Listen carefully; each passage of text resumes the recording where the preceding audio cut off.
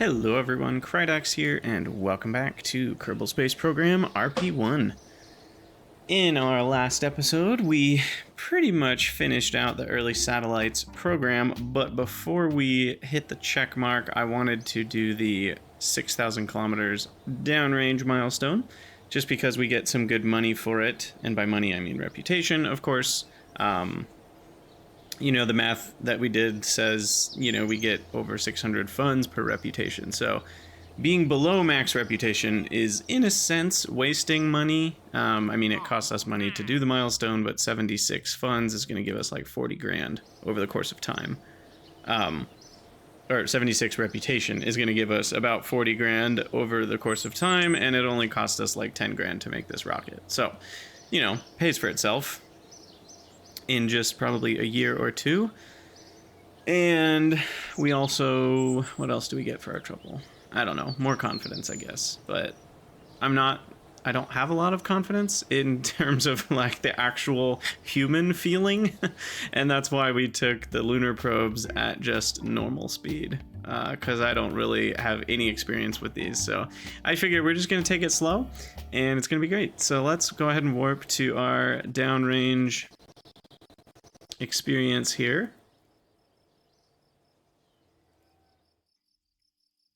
And we've got basic avionics and probes all lined up, which is going to be... Oh, I forgot to roll out. Crap. That's a long rollout. 5 days. We are fully staffed, I think, right? Yeah? Yeah, we're fully staffed. Alright. So here we go, long downrange LV4. Now check this out. Watch this. Boop. Oh, did you miss it? I made an auto hotkey script to disable this thing. It's wonderful. I mean, it literally just clicks on certain coordinates on the screen. So it clicks over there, it clicks this, it clicks this, and then disabled. And then it clicks it off, and then it returns the mouse to where it was. So now I can do that so much more easily. It just triggers when I hit the 9 key on my keyboard, which is probably not going to be an action group I use very often, so should be fine. And where's my ascent guidance? I need it. I need it. Classic ascent profile. I mean, I think we smashed the... We got to like over 7 grand. So I'm not too worried about the angle, because a lot of angles are going to work for us. So these beautiful isogrid tanks. Oh no, we didn't do isogrid. We just did aluminum stringers. That's right. And then the new and improved avionics was a huge DV boost as well. And then this one we switched to be the fancier engine, the AJ-10, because it can burn for a little bit longer and it has more thrust. So then I could add some fuel to this stage, and that added a lot of delta V. So between those two things, we are in business, I think. I'll go ahead and hyperwarp here a bit. No reason to waste 40 seconds of everybody's time. And then I'll start spin stabilizing at 5 seconds.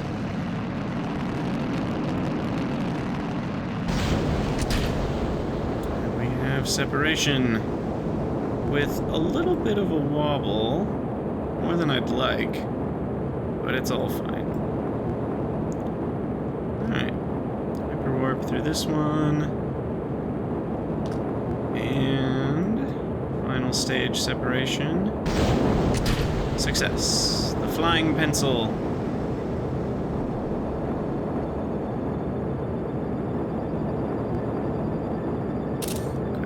Shot of that.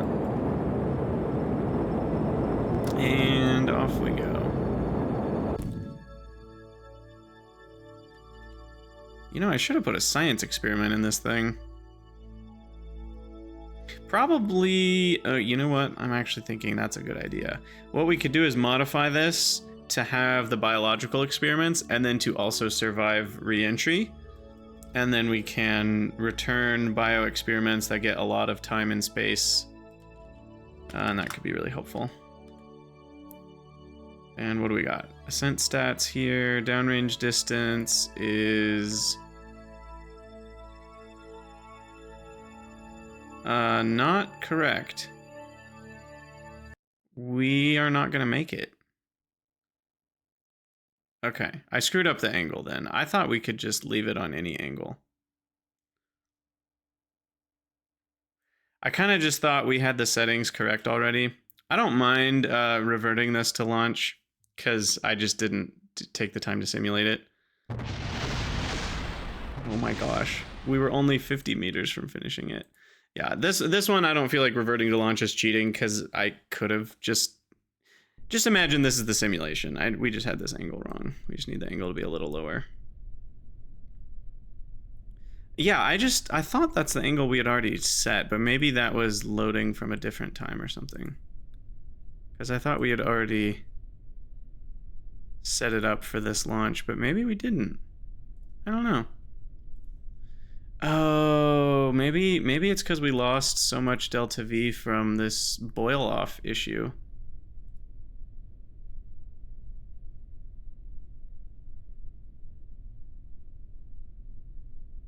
Wait, what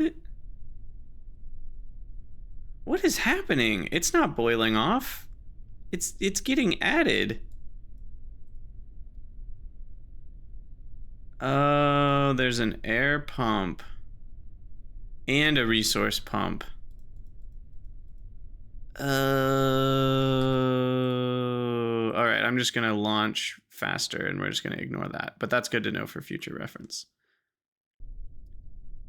All right, engage autopilot. 26.8 should be fine. A little bit of a lower angle. Oh, gotta hit 9. There we go. Hyperwarp this bad boy.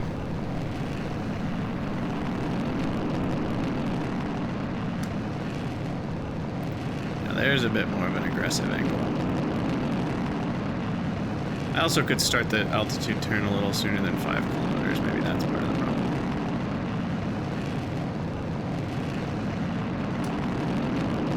Alright, start spinning, because that's a good trick. We're at 30 degrees currently, heading.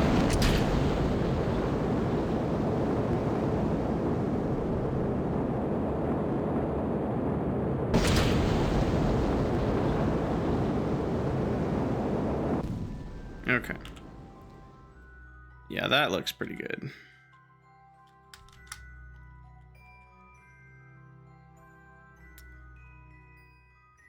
At Apoapsa, yeah, I think we got it.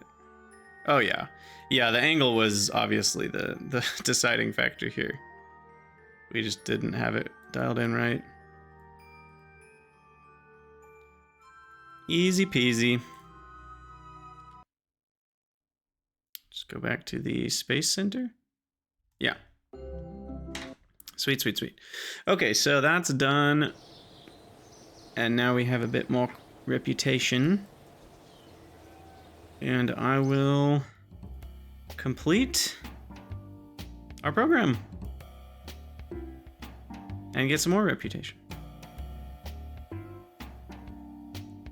Ta-da! Now, what do we got? We got X-plane research still. We've got early Earth observational satellites. We've got early commercial applications. These contracts will require a satellite relay to be maintained for 1 year. And we either take 6, 4, or 3 years. And this one is also 6, 4, or 3. And then we've got crude orbit, which...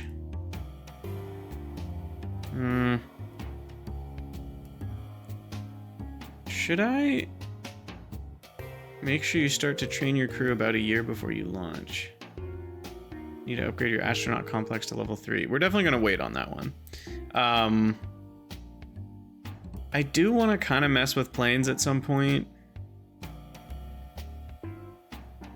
But I don't know. We're not going to do that right now.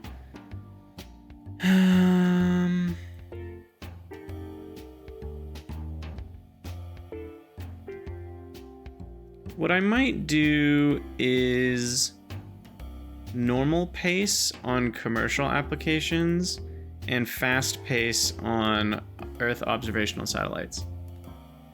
I think that's my plan. Yeah. Because I think this one we can get done in 4 years pretty easily. But then we can focus more on the lunar probes and the other stuff. But I kind of want to start with these right now. So let's maybe even set this to breakneck. I don't know. Maybe that's risky. We'll just do fast. Like I said, we'll try to take it slow. And commercial applications, we'll just do normal now to start bringing in the money, and we might be able to finish a couple of these without having to change our launch vehicles too much. So that's all good to go. And what does that bring our budget to? $635 a day positive. That's a lot of money. I feel like I can hire, I don't know, 100 more researchers? I think so. And then engineers. I feel like we could always use more, but they still get paid a salary. How much are we talking per day when they're not working? 55 a day. For 162 engineers. So each engineer is like 0.3 a day. Is that right? Yeah, roughly. So if I hire 10, that's 3 money a day. 100 is only 30 money a day. Okay, they're not very expensive, is what I'm getting at.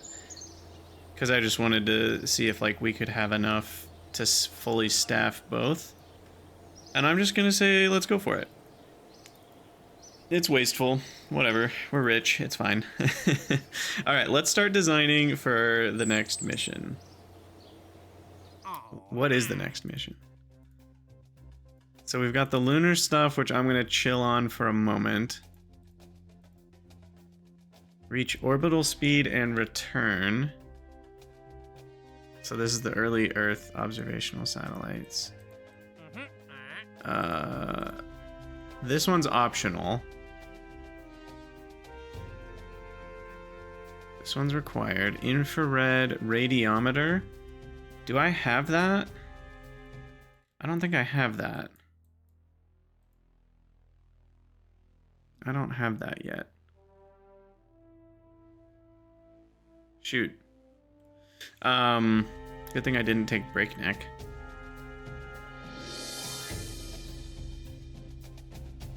I think right now my focus needs to be science points. Let's see if there's a contract we can do where we also get a bunch of science points from it. So this one is a navsat payload of 50 units, Earth orbit above 350, and inclination above 50. The satellite will be destroyed. Okay, we don't want to do that.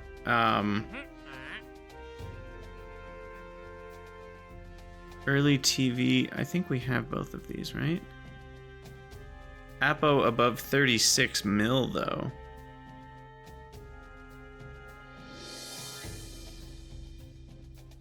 By the way, Earth high orbit, I think, is like 3 million or something like that.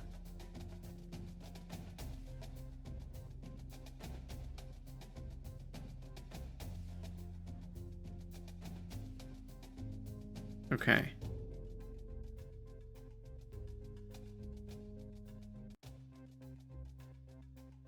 Let's check this one out. I think this one could be good for getting both science and a contract in the same launch.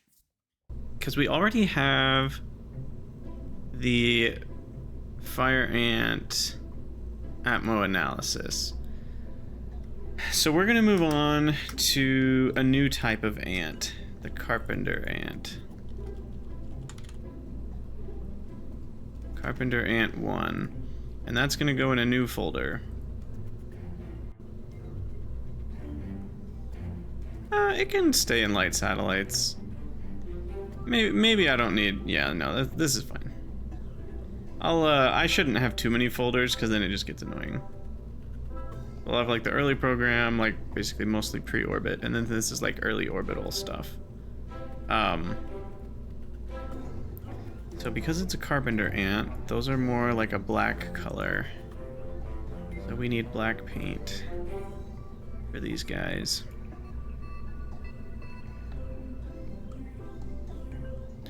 And then we're gonna make all sorts of other changes, but we're at least starting with this. Okay, so first of all, the orbit that we need... Wait, why is this?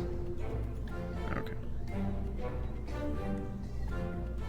We can go a little taller and a little heavier.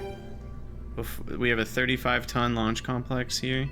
So I'd like to keep this under 35 tons and not have to modify the launch complex.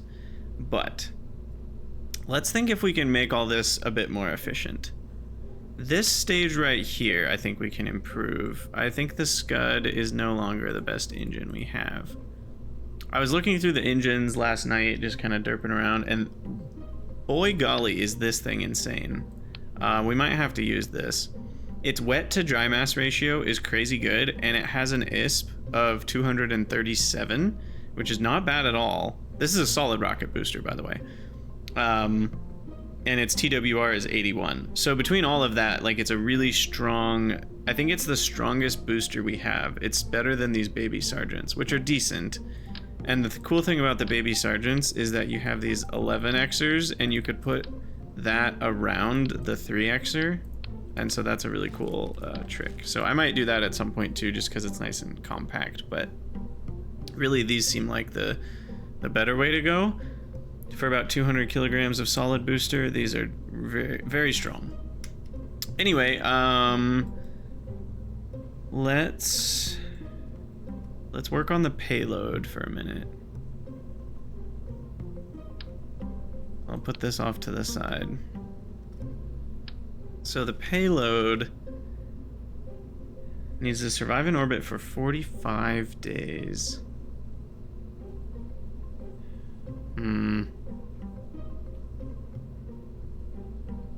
Oh, you know what?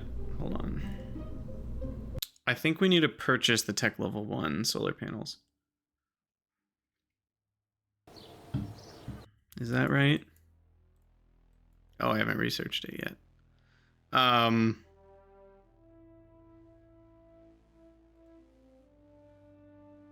So what is that? 20% after 11 days?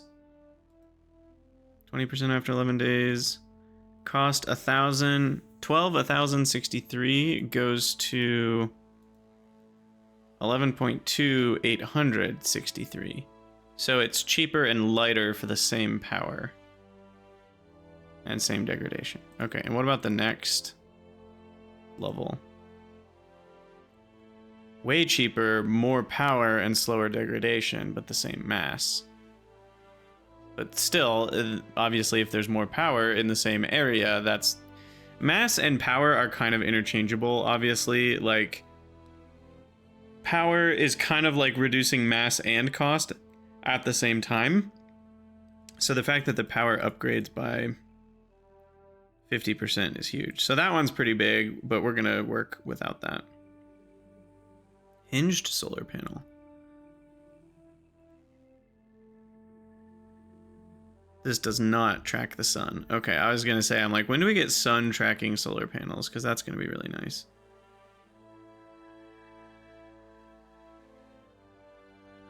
Does this one track?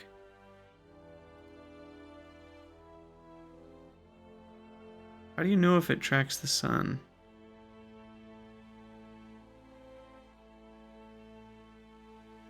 Because this is like the classic one that does track the sun.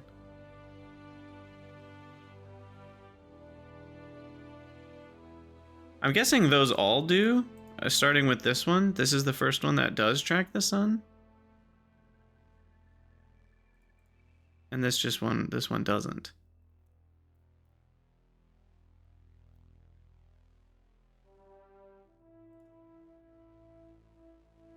I hope so.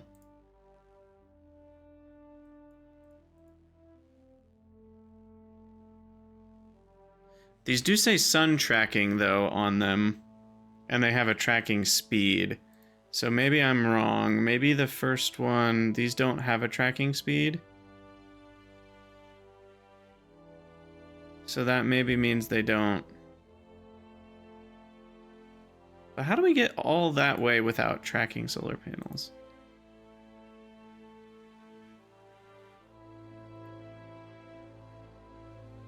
Feels weird to get that far without sun tracking solar panels.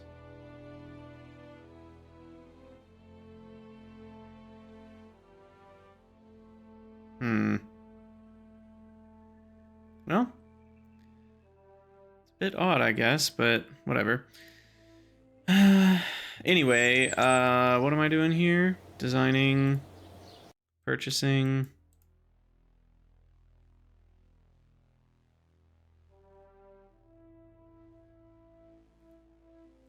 We can't purchase till we finish the research.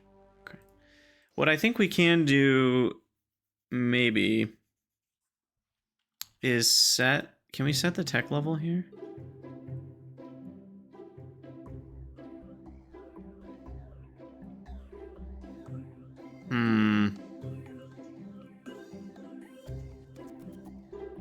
I don't know if you can. It's a little bit of a bummer that we can't plan for a new tech level of solar panel that we don't have.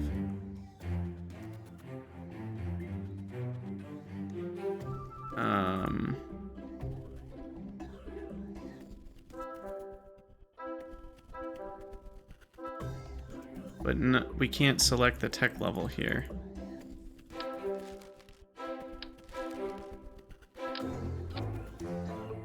It just is locked at 0.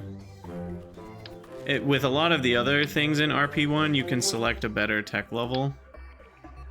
So this is kind of frustrating because we're designing for a tech we don't have yet. And there's no way we can simulate it, I don't think. Huh. But yeah, I'm trying to figure out the best way to do this, like, solar panel-wise, because if we want the thing to last for a long time, we can launch it into the sunrise. We're very good at that, right? And then it could have something like this, you know, where at least this way it's getting... But then when the sun is at this angle, then it's not going to work anymore. So, like, do we need to also put some facing this way, you know, and then it's good for the whole year, but then we've got way more solar panels than we need. So I don't know which way we're going to go yet.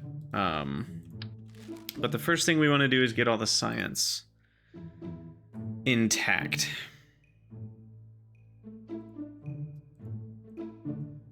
Now, science-wise, mass spectrometry, we do need some flying high, but that's it. Magnetic scan. What is magnetic scan? What even? Oh, is it this? Oh, yeah, magnetic scan. We still have a good amount of space low data that we have not collected. So we do want that magnetometer. And what do we have to have? We have to have, according to the contract, cosmic ray science and video imaging. So we need the early television camera, we need the magnetometer for science, and everything else is just whatever. So, micrometeorite, we've collected all of it from space low, but not space high.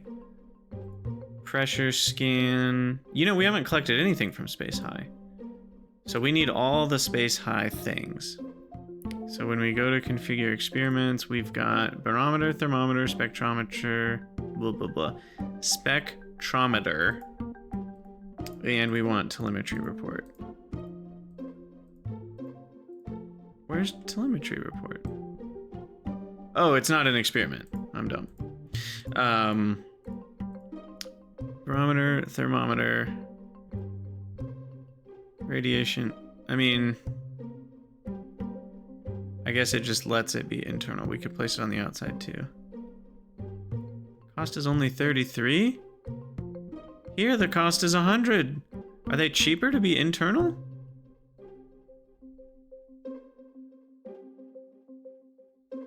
Yeah. Magnetometer's only 83 instead of 2. They're a third the cost when they're internal? That seems unfair. That's really strong. It is the same amount of power usage, right? Go away. Yeah, 6 watts either way. Interesting.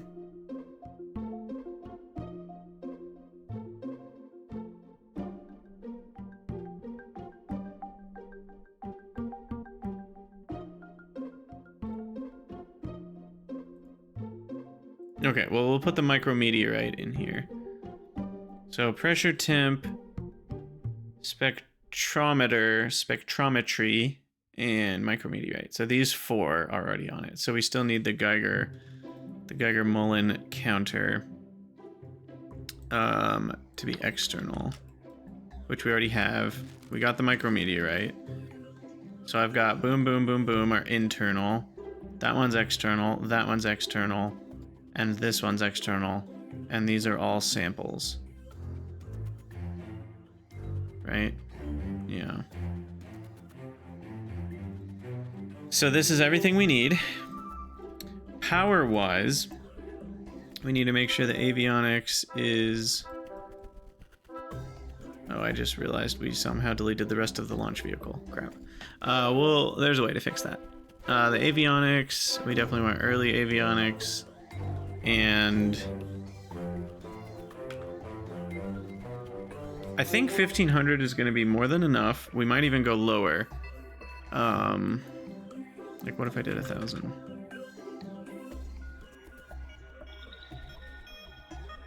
Gave us another 30 delta V. So what we need to do is dark side calculations, which is a little tricky because I don't have that data plugged in anywhere. Shoot. Is there a planner? I'm used to having the amp year mod, which you can do dark side calcs in.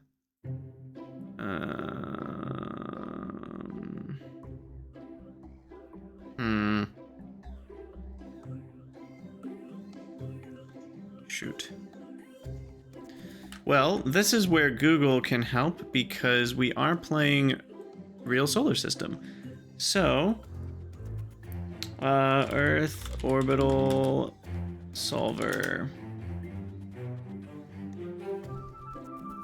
Earth orbit calculator. No, I need better than that.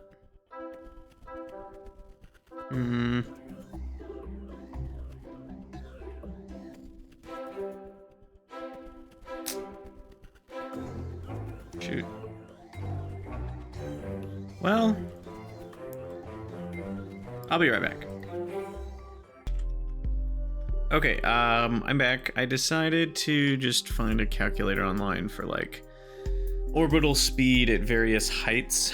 So the easiest way to do it is see what's my speed at apoapsis. So 36 million. So I'll go ahead and plug in 36,000 kilometers. And we get a speed of 3,000 meters a second. And then basically you divide that by the Earth's diameter, right? And the Earth's diameter is about 12,000 kilometers, which means 4,000 seconds. So all that is to say that at our slowest point, and technically this is the wrong speed because our speed at apoapsis will actually be slower because we're in an elliptical orbit. Is that right? Let's see.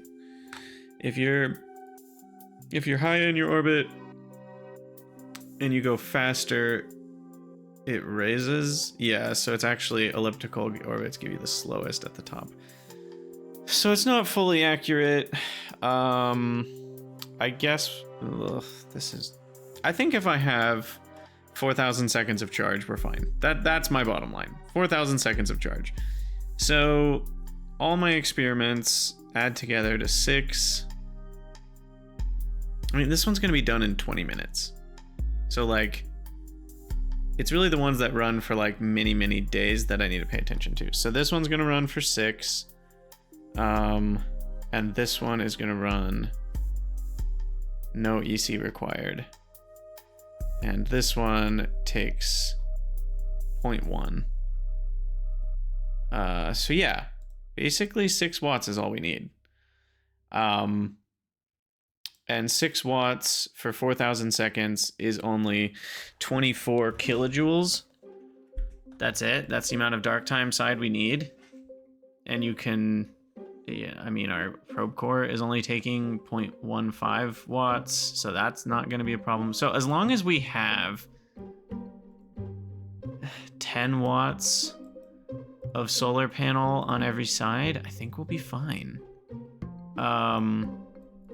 I do want to consider, what about when it's like half a year away? So we'll just go with that, and we'll shrink this down to 10 watts.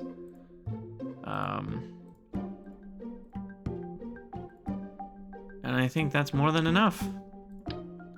So I'll put one of these on each side, like this, so that if it's rotating, there's always one facing the sun. I'll put one on the top. I guess I need 2 that are slightly smaller.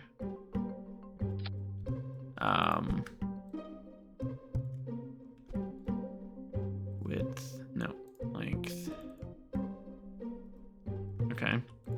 And then I need a couple on the bottom for when the sun's on that side. And then we don't even have to worry about it. Now, how much did we murder our delta V? 2972. 31. It's not even that much delta V. Okay, sweet. So this is our cosmic ray satellite beyond LEO. And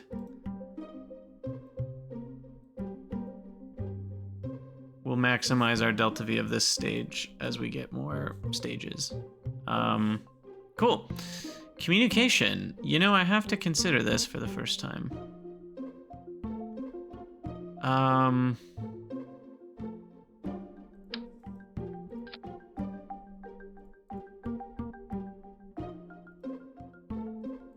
What I don't understand is the gain of 2.5 dBi versus 2 dBi.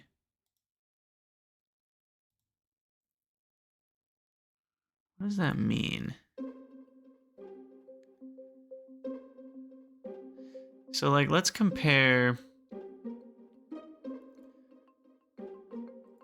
the Sputnik antenna at 2.5 dBi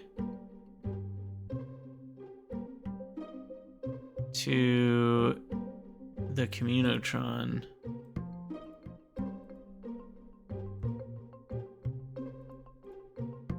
Yeah, VHS. Wait, what?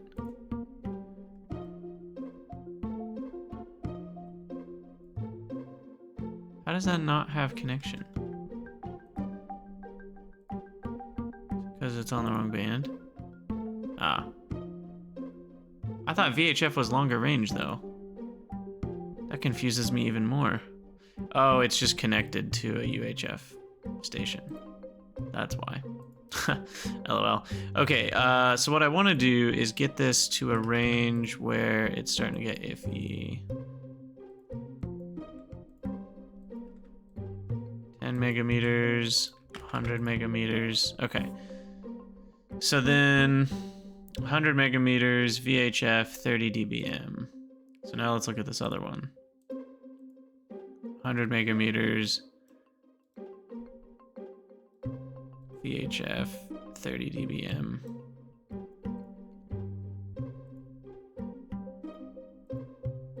They have the same BPS. Interesting. I was curious if the dBi was some sort of multiplier. Maybe it still is. So to get this to full BPS,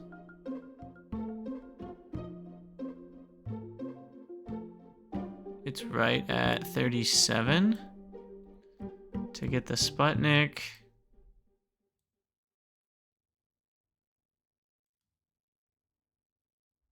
I must have done something wrong.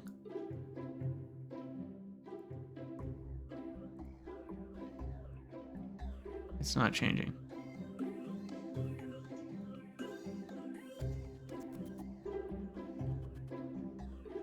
Carpenter Ant 1, Sputnik.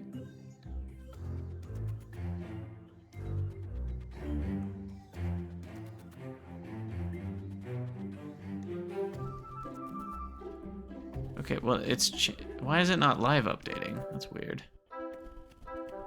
Normally live updates.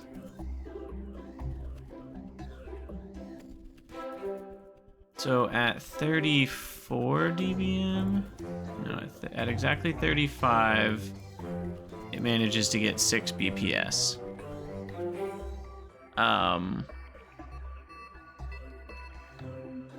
But the other one needed 37.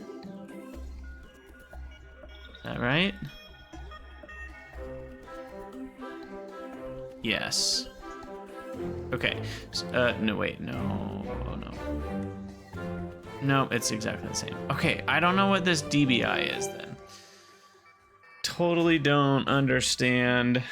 Who even knows? I'm sure somebody does, but not me.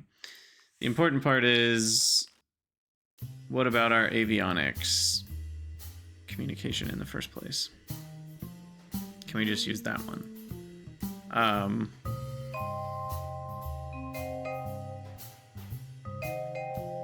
40 million meters. No connection. Okay. We don't want that.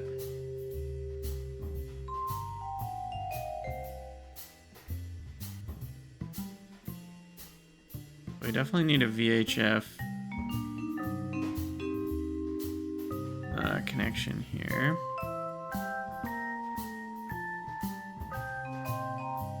And that has to be 31 dBm. What is dBi? I'm gonna see if we can figure that out at some point, but for now I'm mostly gonna ignore it and we'll just assume that this is good enough. But that's another 24 watts. But only when it's active. Okay. When it's idle, it's only 2 watts. We should be fine. And it'll only be active when it's transmitting science. And the amount of science that it's actually getting is very small. I think? Or is that true? Is it constantly going to be transmitting?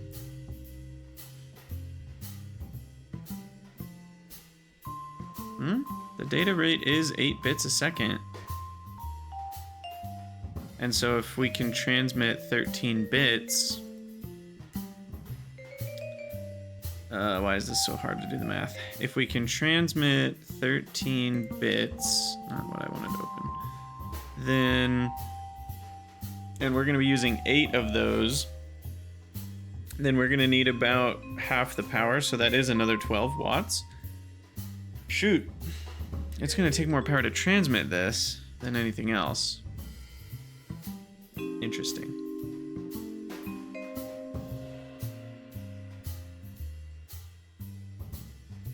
Huh.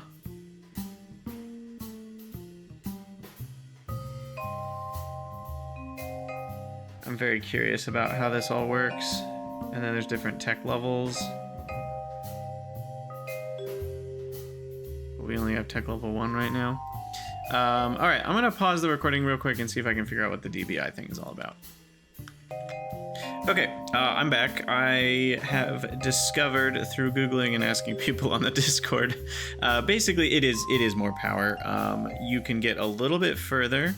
So if we look here between our avionics, which is the 1.5, and the Sputnik, we can actually get more bits per second out of the 2.5 dBi when they're both at VHF 30 dBm. So it essentially represents the focusedness of an antenna in a specific direction. Omnidirectional antennas have a lower dBi, you know, and the more directional you go, the higher dBi it is. But I don't think directionality is modeled in RP1, so it's not like you actually have to point things with high dBis in the correct directions, as far as I know. I could be wrong about that. But all that to say, the important part is the Sputnik is going to get us better connection for the same level of wattage. So we certainly should use the Sputnik antenna, actually. So what we're going to do is we're going to remove the communication module from, or the antenna module from our avionics. And that even gives us a few delta V back. And then we need to make sure that at 30, 40 millimeters, million meters, megameters, I guess they're called, not millimeters. That would be millimeters.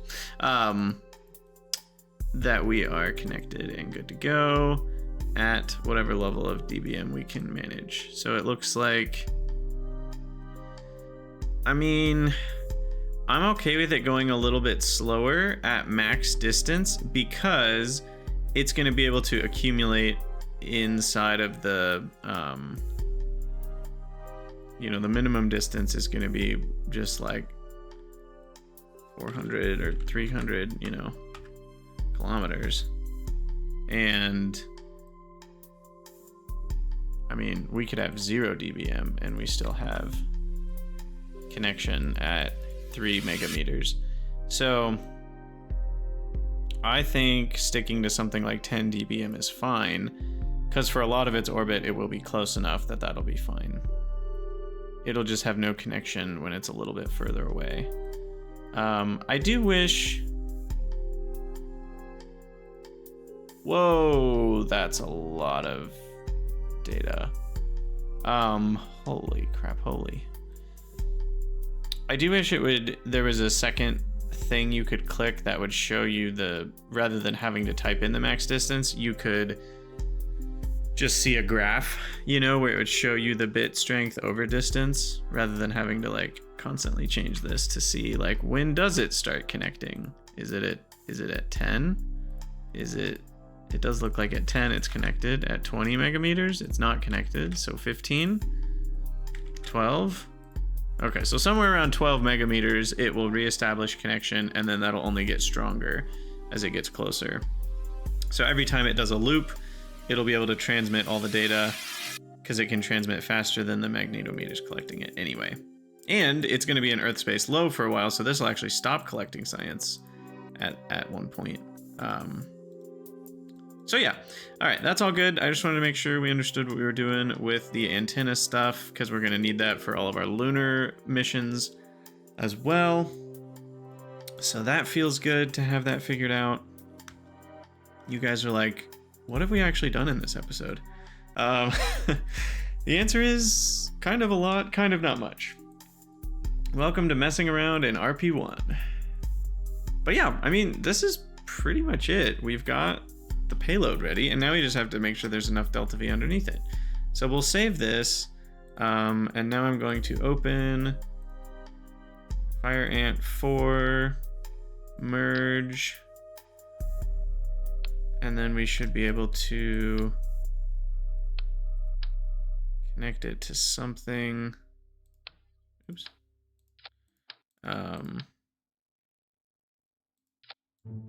I know this looks really weird, but hear me out. Now I can grab this,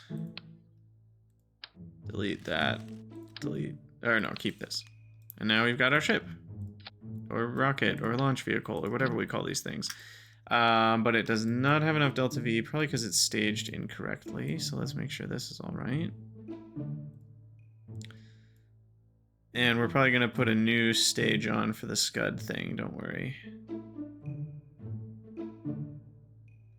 Am I missing a decoupler? I'm missing a decoupler here. We need a very small decoupler right here.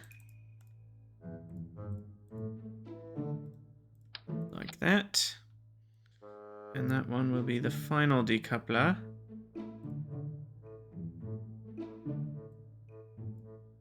Goes above there. Okay. So we are at... wait, what happened here?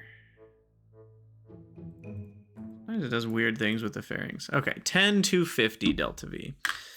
I don't think that's gonna be enough. We probably need about another 1,000 delta V.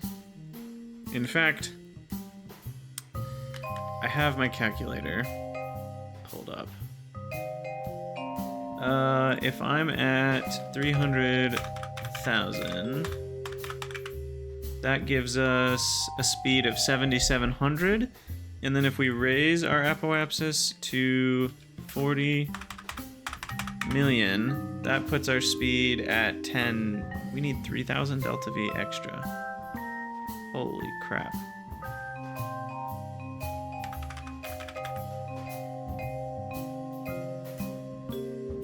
Wow. That's a lot more than I thought.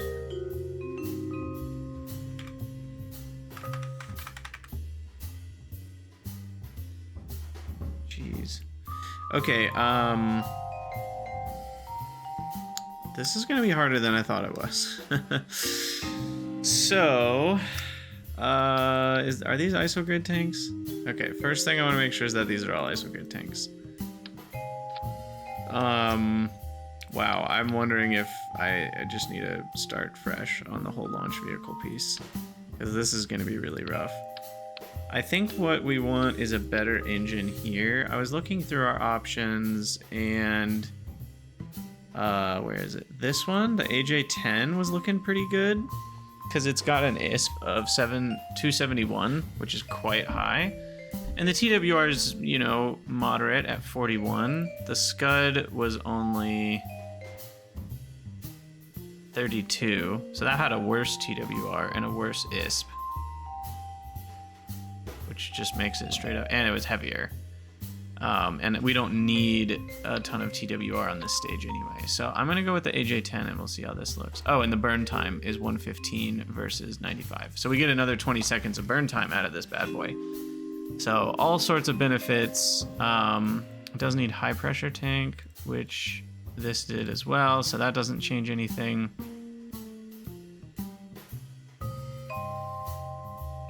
Oh, this is like an upgraded Aerobie. AJ10 series early, and the Aerobie is an AJ10 27. Interesting. And this is an AJ10 37. Okay. Okay. Anyway, that gives us... Whoa. Well, I guess that's the difference. The Scud had an actual thrust of 94, and this has an actual thrust of only 33. What's its ignition rate? Pretty low. So I don't feel confident using multiples.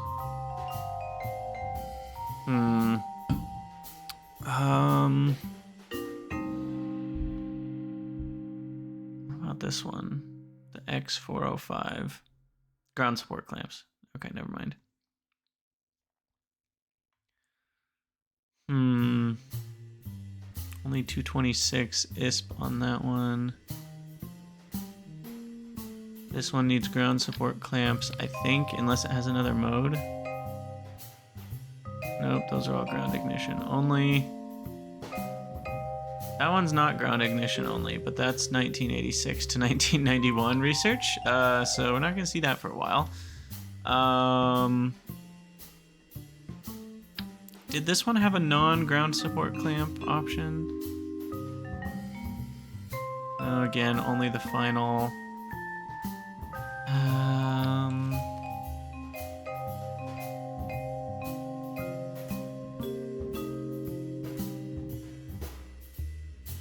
It's the LR101 again. The TWR is just rough.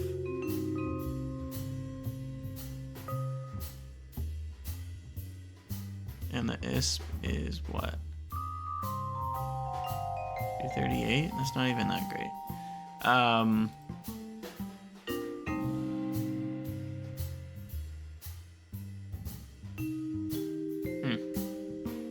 LR89, an LR105, and 2 LR101. I wish I understood all of those things. They're trying to help you figure out if you wanted to make like the real rockets that, you know, people have flown in real life, what would you do? Anyway, this is 7495 and this is 7422. Technically more delta V for a mass of 6 point. I mean, this is definitely better because I can shrink this down a bit to match the where is it? 115.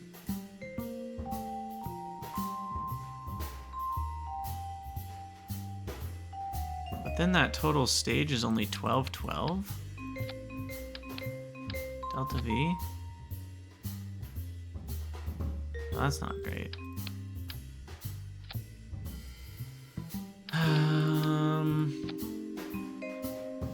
That's only 4 tons, so it's like we need 2 of them. I'm feeling inefficient. Maybe I shouldn't use the aerobies. What if this stage here, what if I just used a bucket of these instead? Look, you don't know till you try. What if we just used a bucket of these guys? Which it's hard to get them aligned properly, but what if I used like 4 of those?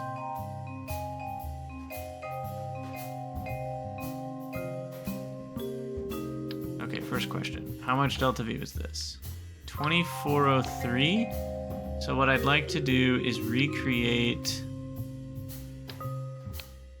2403 vacuum delta V, and we'll see how many kilograms it is.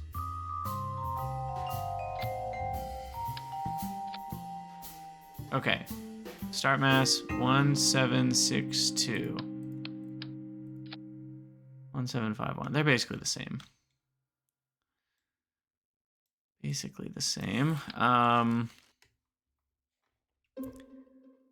How do we get into space? These are ground clamps only, right? Yeah. I mean, oh, I know how to get into space, but like, how do we get this fast in space? Is it all about the lower stage? It might be all about the lower stages.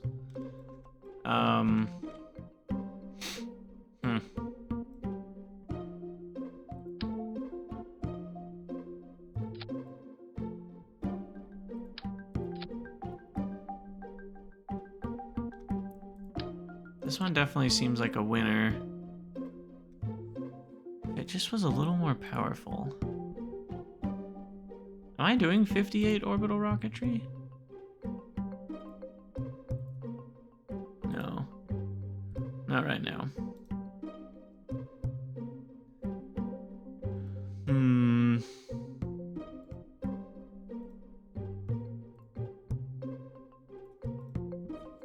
So if I do that, then we have even less delta V on the upper stages, which means it puts even more pressure on these lower stages. Maybe I have a 2-stage booster situation. We could use one of these new, we could use the RD107 or 108 potentially. This one can burn for 280 seconds, which is crazy. And its ISP starts quite high. And its TWR is quite good at 60 to 75.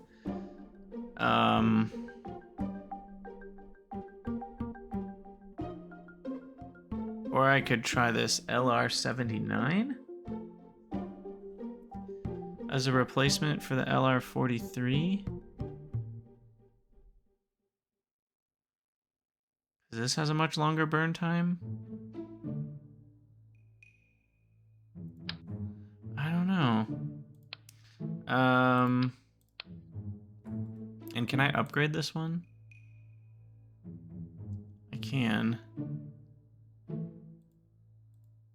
And we get a much better burn time out of it.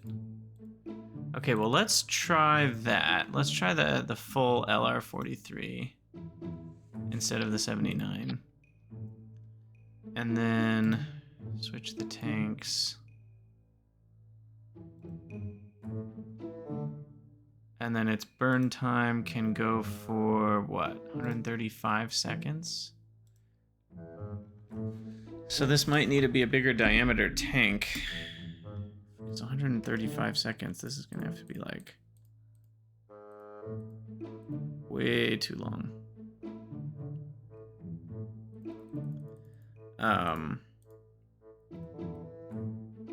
What was it previously? I don't remember. Shoot.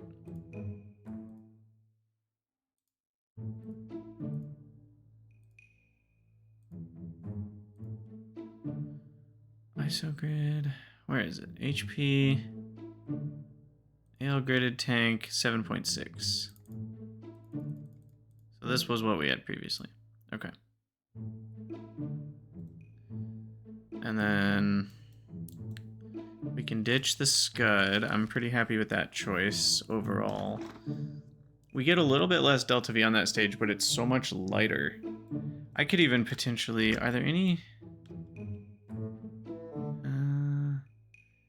Is there something better than the AJ10? Is the XLR10 any good? Are there upgrades to it?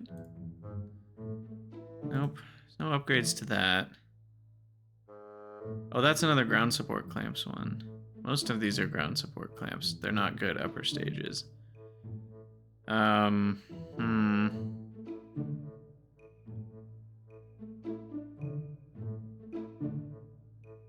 AJ10 really seems like the best second stage I have right now.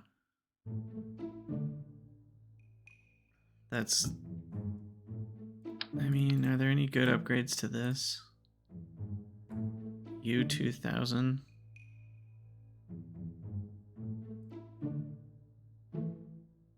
The mass is just so light. The TWR is great, but it's just not heavy enough for this stage. Not enough thrust. Which is why I was using the Scud. What's this one again? Ground support clamps. Is there a non-ground support clamps version? I literally already looked into this. Okay, sorry, I'm going in circles now. Yeah, there's nothing that doesn't require ground support clamps in this world. So the heaviest one that doesn't require ground support clamps is the Scud.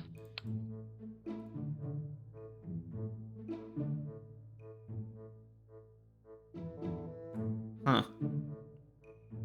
How much better is this? Whoa, that's really different. It's not pressure fed, it has more thrust, and it's a lot lighter. So its TWR is way better, but the ISP is still fine. 65 times 127. What is that? About 6 grand, maybe 8 grand kilonewtons. I'm just kind of doing the math. Whereas this one is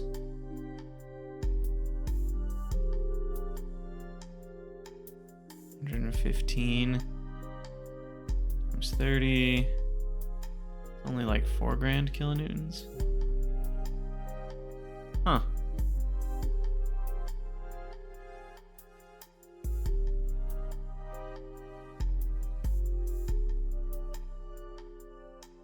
At 84 kilograms, and this one weighs double that.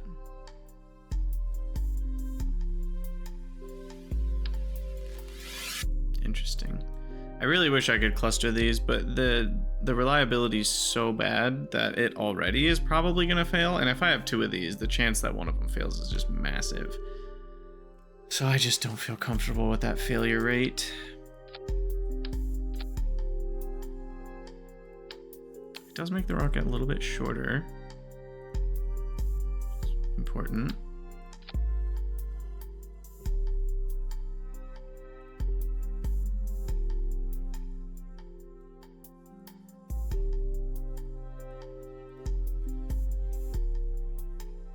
Okay. Now, what didn't carry over was the color.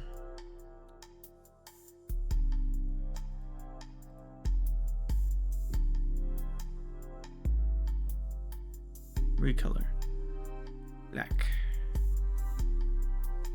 Now, just for fun, so this is gonna have to be bigger, so let's make the diameter, let's move up to like a 2.5 as our next size. And yes, we'll have to change these things, blah, blah, blah, blah, blah, blah, blah. Figure all that out.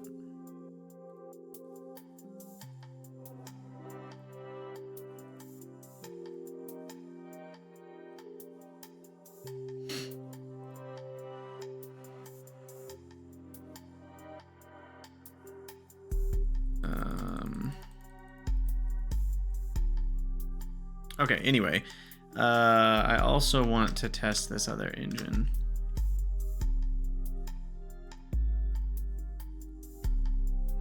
Did the game break on me? Oh, that's open. There we go. So what I'd like to do is pull this to the side, grab this, try out this guy. Was it a high pressure? Not pressure fed. So then this one's rated for up to 182 seconds, which is crazy. We can go up to 187. And that brings us to a tonnage of 55-ish, whereas this was only 43-ish. Delta V 11.4, 12.1, SLT 114, 159. Now there's a big difference. The SLT on this LR79 is not good.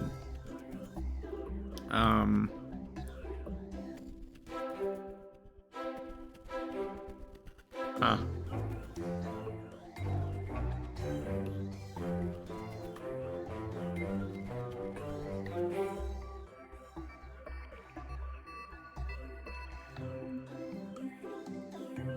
So interesting. Like, there's so many versions here. Because this one is the production version, which has better thrust. But then this one goes back to being worse. I mean, it's slightly lighter, but it loses a good amount of burn time. Does it get better reliability, maybe? Maybe that's what it is. It is slightly better reliability. 9750. Yeah, okay. So it's slightly like a more reliable version. But yeah, a lot less rated burn time, which is weird.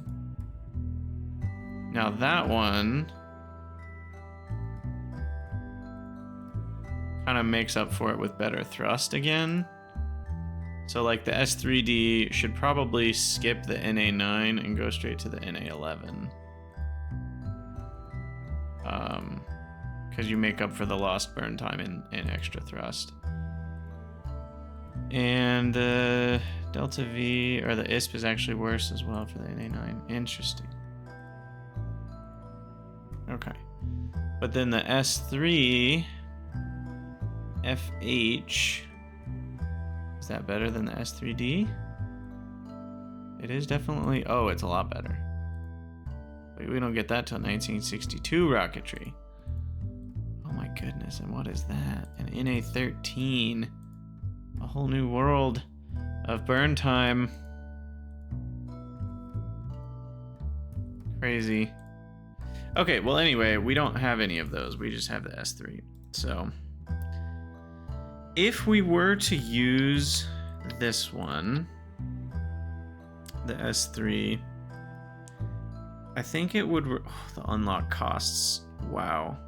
I think it would require some boosters because that's such a bad SLT.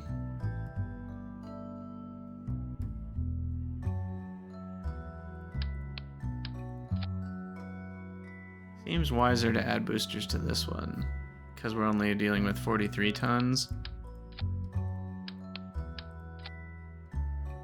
Let's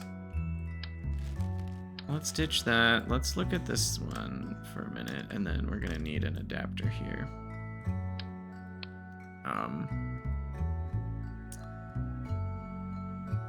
What's the easiest way to do this? Isn't there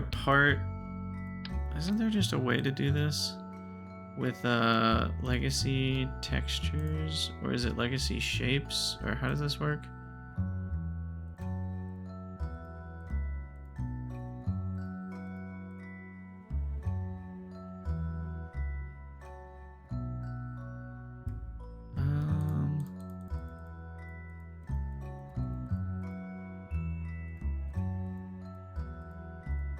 I'm doing something wrong.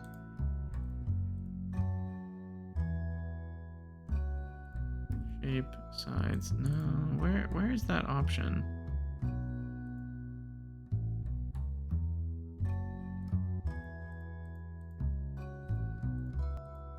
Oh, it's in here. I think I use this modular tank. And this one has, yeah, the variant. And the nose can be a cone, I think.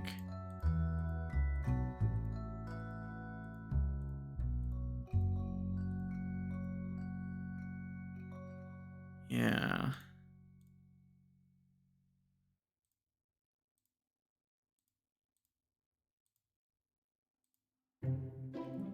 Three to 2.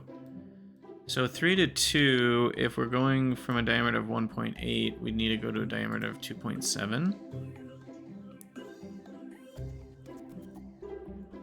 And then, yeah, and then that's a single tank. Which is cool.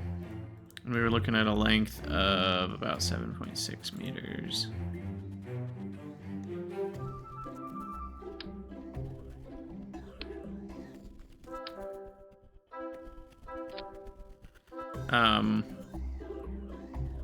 So then, what was it? Just a regular gridded tank.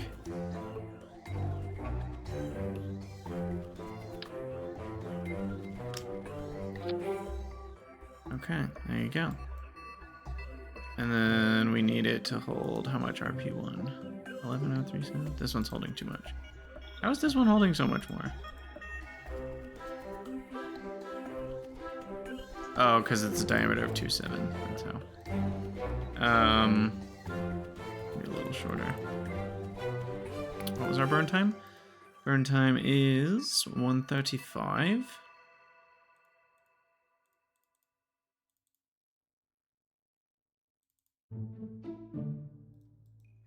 So there we go. Boat tail adapter. 2.7. So this needs to go to 2.45.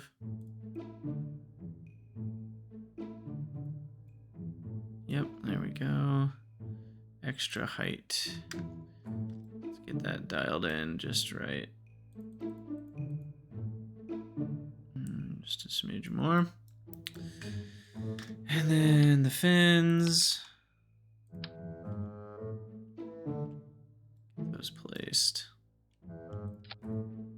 I'm guessing we're gonna need bigger fins. Maybe not.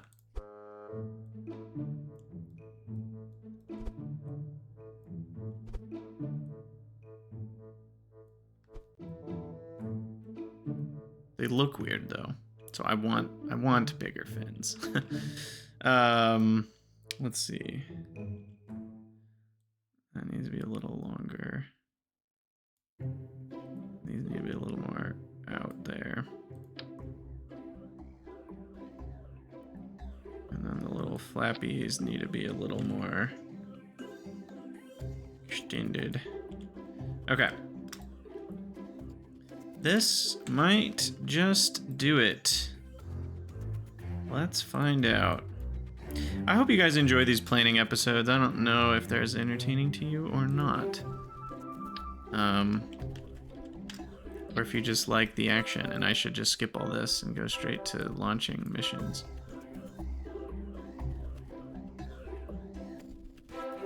Yeah, we need a hot stage, the AJ-10. Do that, we'll coast. Get rid of the fairings. Hot stage and spin. Hot stage, that all looks good. Okay. Let's go ahead and simulate this. Of course, it just saved into default. And let's just see what happens. I don't think we have enough delta V. I'm pretty sure we don't. But if I say the early shutoff stage is 4, unguided 0-2, and PVG, and we want to go to, what was it? 220.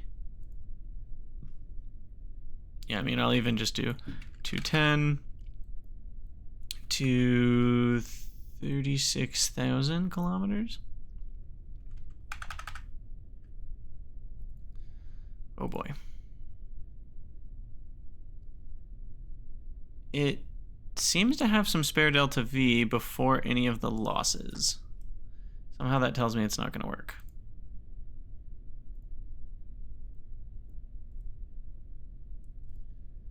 But let's just try it and see what happens. Go ahead and disable my thing there.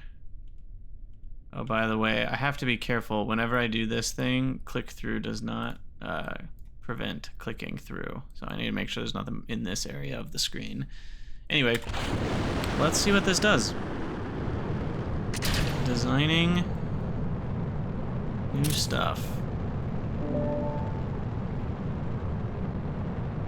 Oh, well, we need way more controllable mass. First order of business is more controllable mass in the avionics. And on that note, can I... Yeah, we can go to early avionics. Gives us another 30 delta V or so, and controllable mass needs to be 48 kilotons with 0 EC.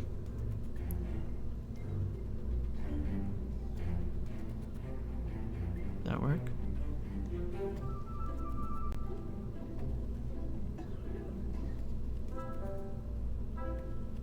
Apparently you can't do 0 kilojoules. Weird. Okay. Save. I hate that the category that it gets saved into does not stay, so you have to reselect it every time. I make that mistake pretty frequently. That is the annoying part about being organized with categories that I will have to get used to. All right, and then 2 and 4. No, sorry. 0 and 2. Shut off is 4. Engage autopilot. Hit the button to get rid of FAR.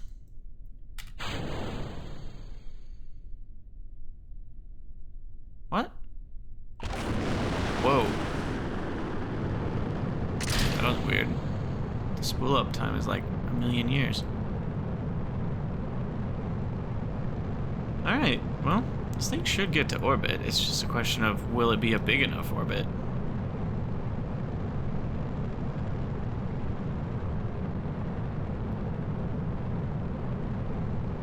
Will it be a big enough orbit? Alright, let's get forward here a bit.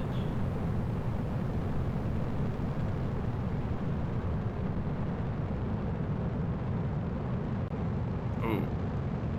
Definitely was not pitching over fast enough. If we look at that pitch graph, that's not good. We don't want that.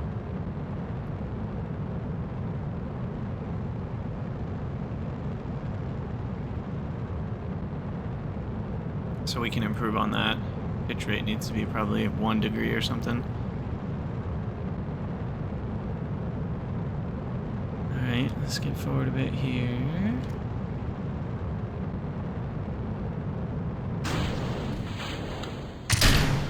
Yeah, I was about to say we could actually ditch the fairings on the first stage, given how that went. And now at this point, it's a matter of more waiting.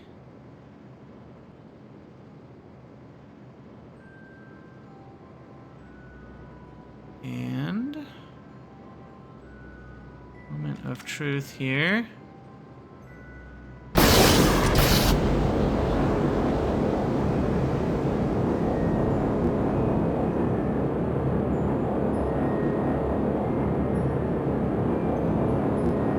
Doesn't seem like it got the apoapsis right. Maybe. Well, let's see.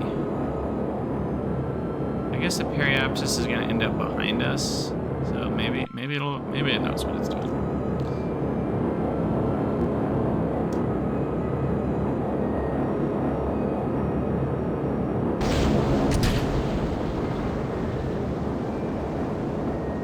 Ah! It's always the worst.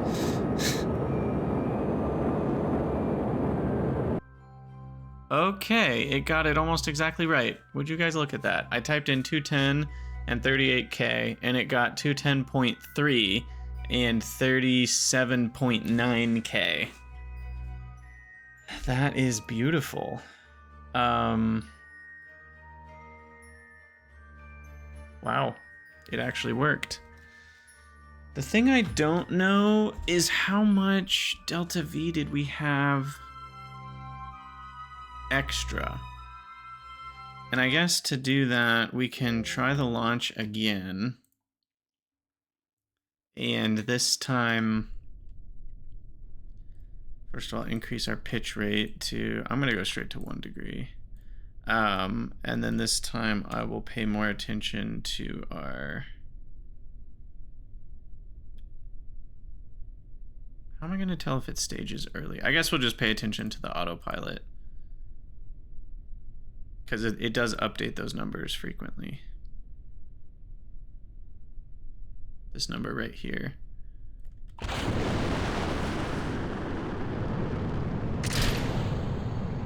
So we should be able to watch that number.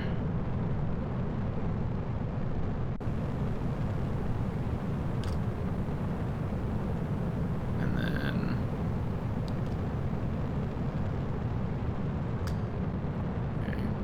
flight recorder. Maybe we pitched over a little too fast here. I guess we'll see.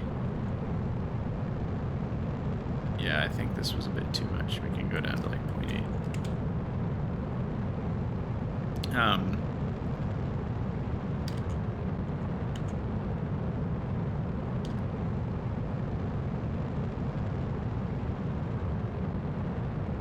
Okay. So currently it's estimating basically no extra, 100 extra delta V is it. Okay, now pop the fairings. There you go. And then, yeah, so we're gonna see this stage happening basically right here at the end. Okay, hold on, I'm gonna go slow motion. So if we look at this time versus this time, here you can see the differential. It's only gonna burn another 190 delta V of this stage, whereas we have 300 delta V left. So that's where you can see the extra going. So here we should see it stage. It'll do the hot staging here. I'm gonna do slow-mo, so we can kind of watch the beauty of it. It does mess with the control surfaces when you slow motion it, because it doesn't know that I'm doing slow motion. But I think the hot staging will still happen at 0.7 seconds. Right about now. No?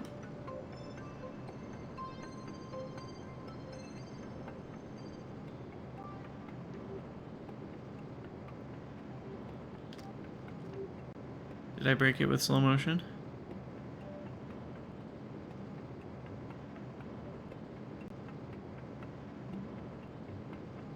I might have broken it with slow motion.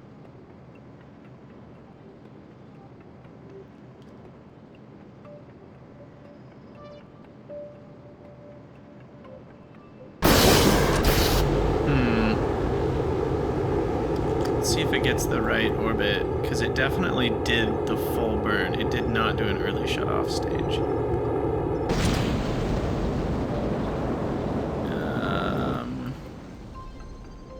That's weird. Because it still has the correct orbital stats. Y'all, I'm confused about the early shut-off stage piece. How is it burning the whole stage and I'm not ending up with extra delta V?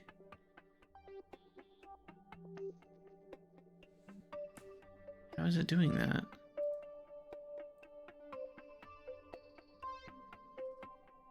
I don't get it.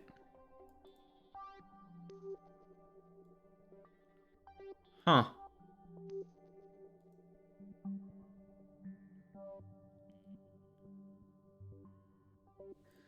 Let me try, because we're here to learn things and grow. Let's try changing this to be a lot less so that we have more, a lot more delta V. Let's just go to like, 8 million meters. And then we should have a lot of extra delta V, and we'll see what actually happens for that stage. Yeah, because something funky's going on here. And I want to figure out what it is.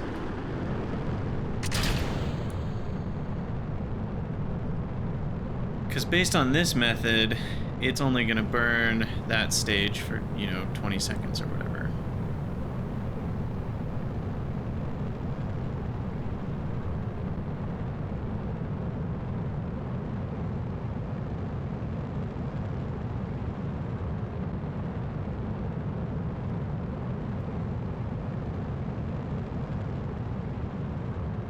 Okay, so it's saying 31 seconds, but we have 118 seconds. Which one is it actually going to do?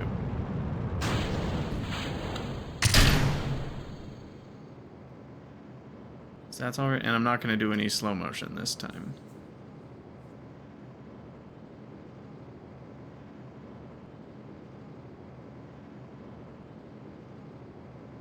I was thinking it was going to stop this stage early. Just what this looks like it's going to do right here.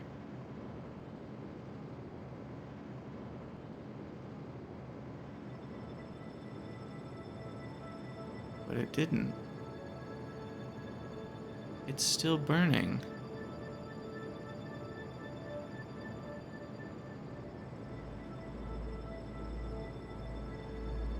So how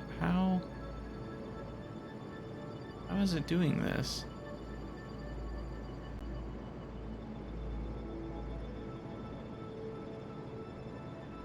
Because it's acting like now we're burning stage 2, but we're not.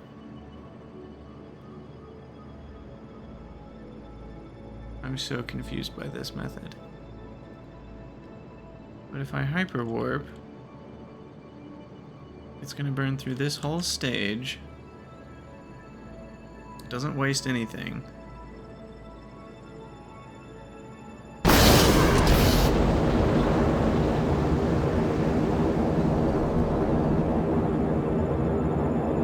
Interesting, and it considers those not even to be burning anymore.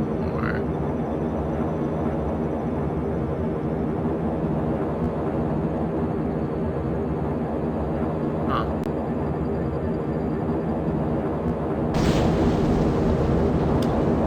Wait, why didn't it stage properly? Oh.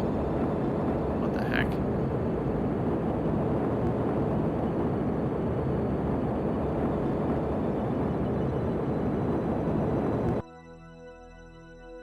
That was weird. It staged this engine before it should have.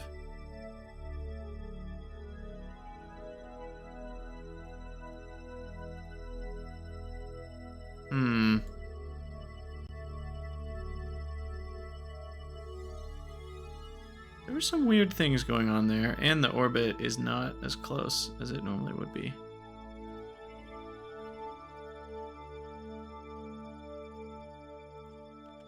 That was very odd. Huh. I'm gonna try it again. I'm enjoying this. I hope you guys are too. Because I'm like trying to figure out what all these numbers are meaning, you know what I mean? Because it looks like it's planning, you know, when you say the stages are unguided, it basically plans to burn them the full time. You can see that that's there. And it only plans to burn this one for 10 seconds. But somehow, it being the early shutoff stage, it's like... Because when you turn off the early shutoff stage,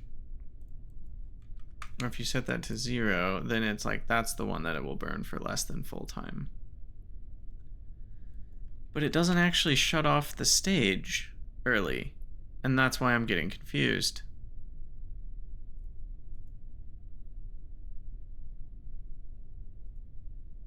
So that part is very weird. And I can't figure out what it's actually doing. Oh, it did that thing again. For some reason, if you hyper warp before you have liftoff, it does weird things. All other times it seems to not matter.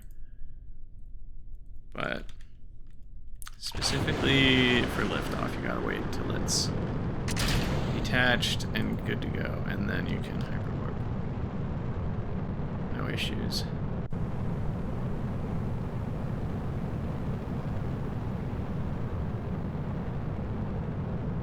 Yeah, what is going on here?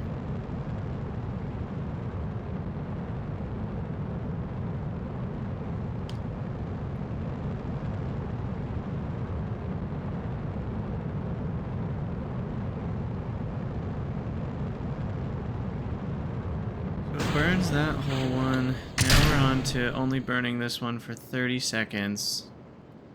But then it's going to start eating into burn 2.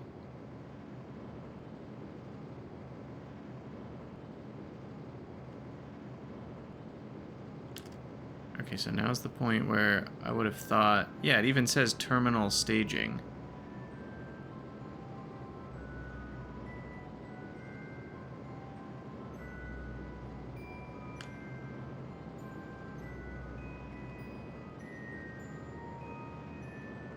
So weird, what is happening?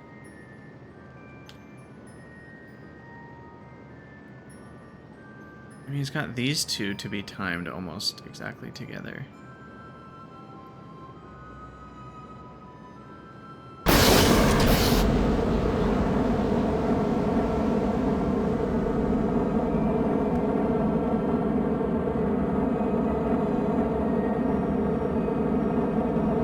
And what was even weirder is how early it hot staged this engine. That feels like a bug.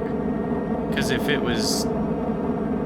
there wasn't a hollow interstage here, it would actually just burn up the part right behind it. If that was a normal decoupler, we'd have issues. So that felt like a bug when that happened last time. That's kind of what I'm worried about. That's why I'm retrying this. Is just to see if it does it again. Because if it does, that's kind of scary. Because that would actually break my whole ship. If this fires too early. And it does. What the heck?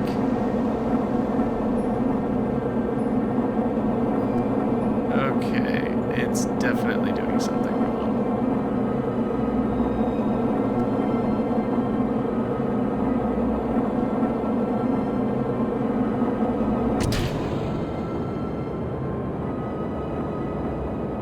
That's really bad. It should not be doing that.